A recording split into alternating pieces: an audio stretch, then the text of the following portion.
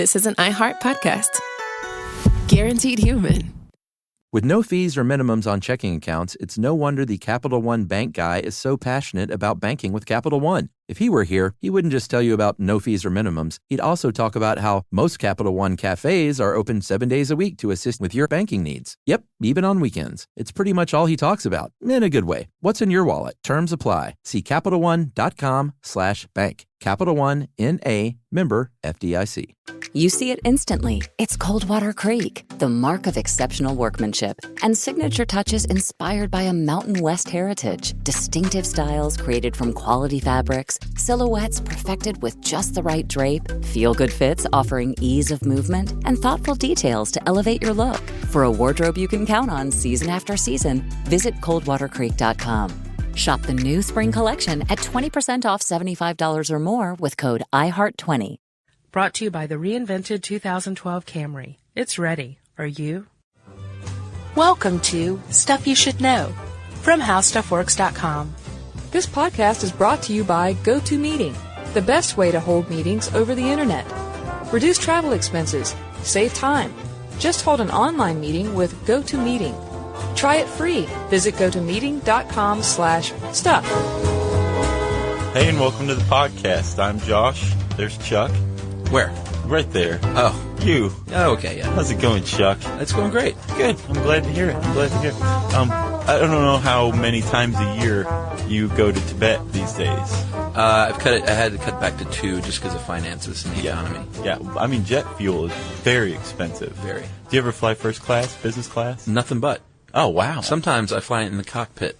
That's awesome. Which is above first class, actually. Oh, yeah, definitely. That's like pilot class. Do you know a pilot? Is that how you get in, or do you just kind of break in? No. You just show up like, hey, how's it going? Yeah, I'm an amiable guy. They let me in there. Then they lock the door, of course, for safety reasons. Sure. After you're in. Yes. Yeah, I can see that.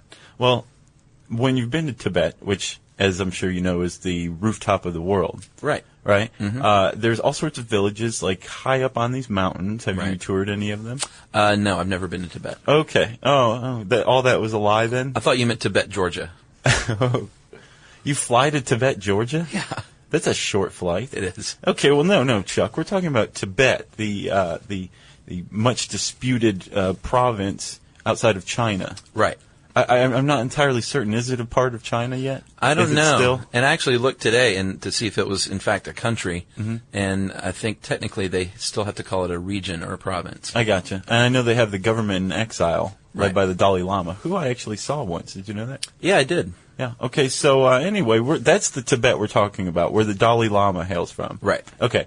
Well, it turns out that there's villages everywhere. I've never visited either. I've just read about it.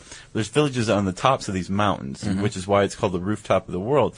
And these people are living at like 16,000 feet above sea level, which is really high. Really high. Denver, our mile-high city, is like 5,000 feet above sea level. So these people make Denver look like nothing. Yeah, it's technically, I think, the 3.03 mile high country or region. Right. That's what it's more commonly called. Yeah. Sure. So if you're just a regular sea level dweller like you or I, right. And we go visit Tibet, especially when we're visiting like these highest villages, generally we would get hypoxia. Exactly. Altitude sickness, which is like nausea, dizziness, vomiting, shortness of breath. You can actually die from it. And so you're sitting there puking your guts out, wishing you were dead. Right. And all of these Tibetans are running around happy as clams. Right. Sherpas are laughing at you. Sure, yeah. They're doing somersaults and pointing and laughing, yeah. Right. And so you're wondering what is going on here? Like, why aren't these people all, dropping dead of heart attacks left and right? And what's going on? And obviously what you would think is, well, they're used to it. Which makes sense, right? Yeah, that's kind of an easy way to explain it. It is. But when you think about it, they shouldn't be used to it. Humans shouldn't be used to hypoxia. So have you heard about how Tibetans avoid altitude sickness?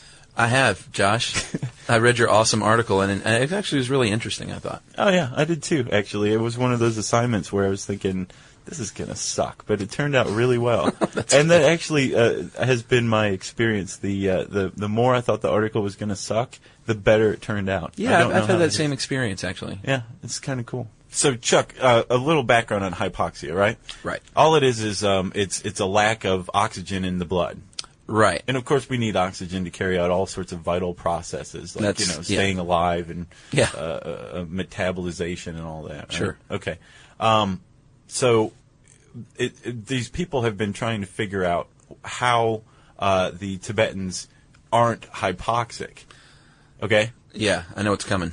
They actually are hypoxic. I know. I was kind of amazed by that. It is. It's a little amazing. These people are running around, they're hypoxic, but they're not displaying any symptoms. Right. So this, of course, raises a little bit of curiosity among researchers. If Tibetans are hypoxic, how are they, not showing symptoms? Right. Why aren't they just vomiting nonstop 24/7? Yeah. What a bad country that would be. If I don't think people would want to go to Tibet if that was the case. The national flag is some guy just vomiting, projectile vomiting. Yeah.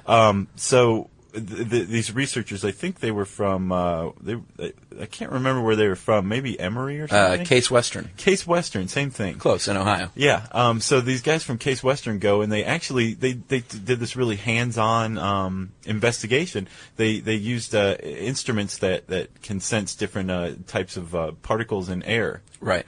And they asked Tibetans to breathe into this. To mouth breathe, which I know is one of your favorite subjects, mouth breathers. Right, yeah. Well, I mean, if they're being asked to mouth breathe, as long as it's not like your default setting, right. I don't have a problem with it. Right, so they weren't like your arch enemy Kiefer Sutherland, famous mouth breather. Yeah.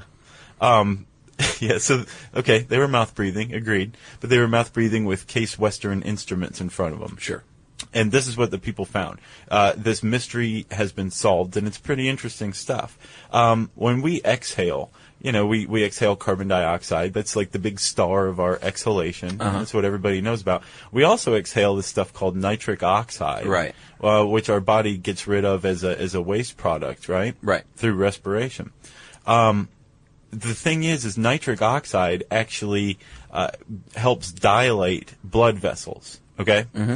So the Tibetans have actually, their bodies have acclimated to hypoxia by keeping more of the nitric oxide in the body. Right. So their blood vessels are dilated more all the time, which means their heart has to work less. Right, which it makes it easier to deliver the oxygen throughout the body. Mm-hmm. It's pretty cool. It is very cool. And, okay, so now we have a perfect example of evolution in isolation. Yep. Okay? Some humans have gone up to where humans aren't supposed to be and have adapted. They're not the only group that's done that. There's some other groups, right? Indeed. So my hypothesis would be that these other groups would display the same phenotype, the same trait. Right, you would think anyone living at a high altitude anywhere in the world, because we evolved more or less at sea level. Is that correct? Yeah, and we're sea level species and we're a subtropical species. Right. Yeah, that's where we're supposed to be. We're beachcombers essentially. Pretty much. Yeah.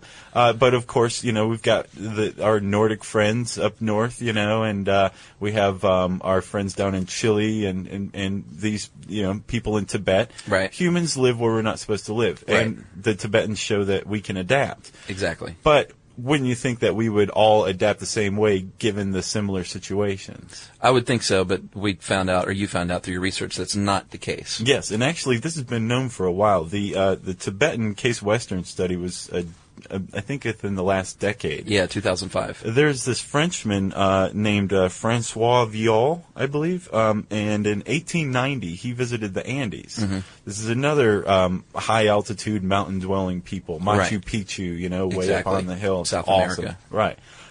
So he goes down there because he had the same question, a century or so ago. He wanted to know how these people were living at high altitudes when, they should be suffering from hypoxia. Do you know what he found out? I do. And was it that they keep more nitric oxide? No, actually, he theorized and was correct that they had more red blood cells, a higher red blood cell count, and that's important because red blood cells contain hemoglobin, mm-hmm. which is sort of like the FedEx man of your body. Hemoglobin delivers oxygen. Right. So their bodies produce more red blood cells. More red blood cells. So it can, I guess every part per million of blood can hold more oxygen than, yours or mine. Right. So we've got two high altitude dwelling groups of people that have evolved in isolation, but have have adapted differently. Yeah. That's pretty interesting. Yes, and there's a third. There is a third. Yes. You want to tell them about them? Yeah, this is the highlands of Ethiopia, which I didn't realize Ethiopia had highlands. I don't know much about that place. I didn't either, actually, until this very article. Yeah, which is the great part about our job. We learn things all the time. Yeah.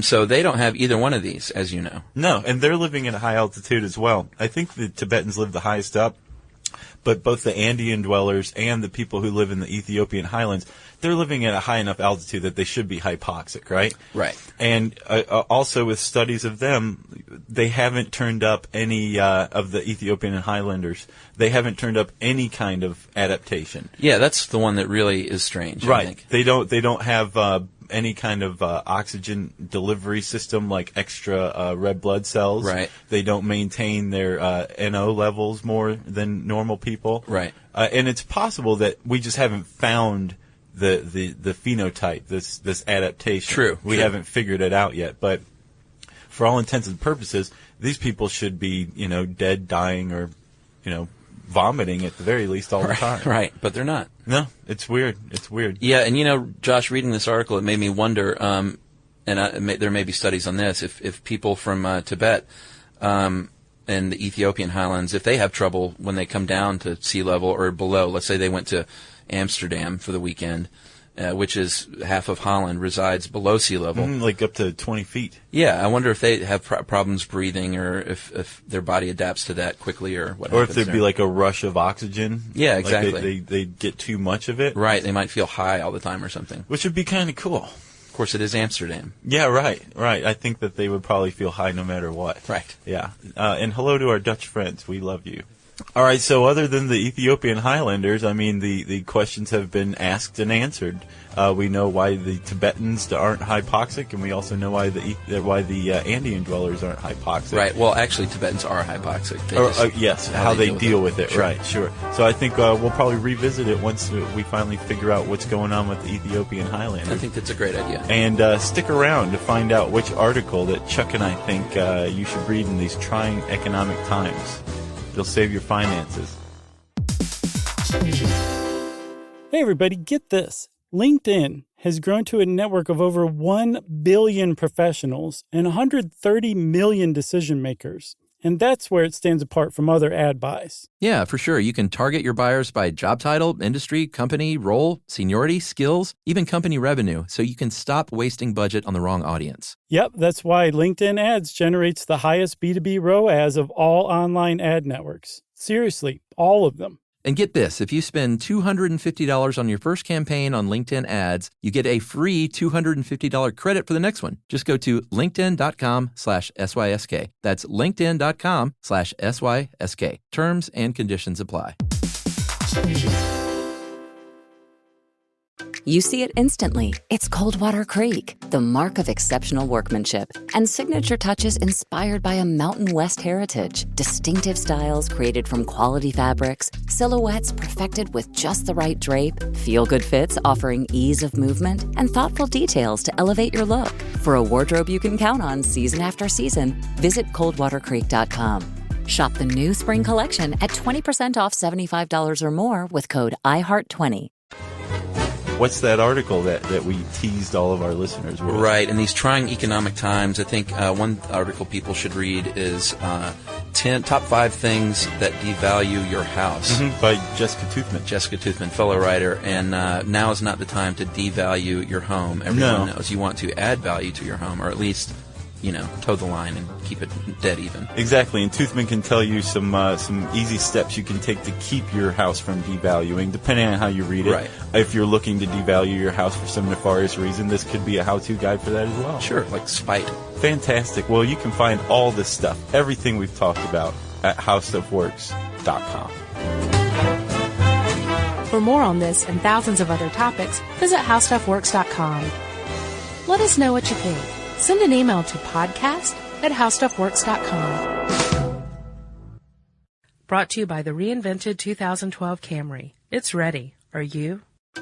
You see it instantly. It's Coldwater Creek, the mark of exceptional workmanship and signature touches inspired by a Mountain West heritage. Distinctive styles created from quality fabrics, silhouettes perfected with just the right drape, feel-good fits offering ease of movement, and thoughtful details to elevate your look. Coldwater Creek's authenticity is embodied in every piece, embracing its confident spirit that carries through to today. Discover Coldwater Creek clothing, designed to fit your life the way you want. For a wardrobe you can count on season after season, visit coldwatercreek.com.